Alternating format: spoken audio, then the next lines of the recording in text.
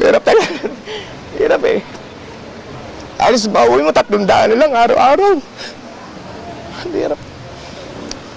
Oo, kaya po kasi, siyempre, nahabag na po ako sa ano ko eh. Hirap po talaga eh. Gaano kahirap ang sitwasyon niyo, sir? Oo, talaga, grabe oh, grabe. Alam mo yung, siyempre, nararamdaman ko yung...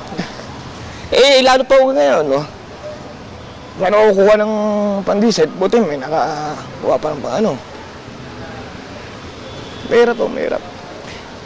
Mahirap talaga. Hirap eh. Alis ba, uwi mo 300 na lang araw-araw. Hirap. Bilang, siyempre, sir, may pamilya ka. Oo, yun nga ako eh. Yung parang nanlilimos. Ano ba sinaraman? Alam mo, minsan nga, parang yung mga driver na ng pasahero, minsan may bigay 100. Ang sukli namin, ma'am, maraming salamat po. 50 pesos hindi na kinukuha yung sukli. Ma'am, maraming salamat po. God bless po. Mga nakakaintinding pasahero. Gano'n lang anong driver yun eh. Parang kawawa na. Yan lang. Yung pinaka-apektado. Opo, grabe po.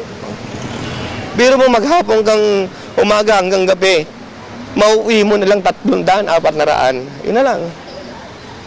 So, ngayon nung sa nangyari sa'yo dito kanina, sir, nararamdaman mo na naubusan ka na ng dito? Ay, papahinga ako, tapos papakarga ulit.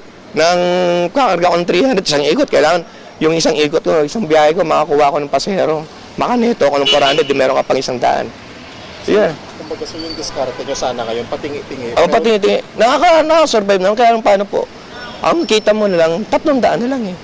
300, mahuwi mo. Magkano yung boundary nito, sir? Eh, boundary yan, 600. Sa kaya, hulog boundary ko yan, sir. Buti na lang mabait yung aking financer.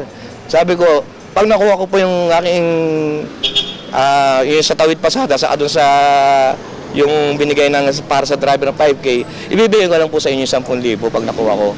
Pumapayag naman yung akin. Buti nga mabait po yung aking financer eh. Hindi ako iniubligang kunin yung boundary.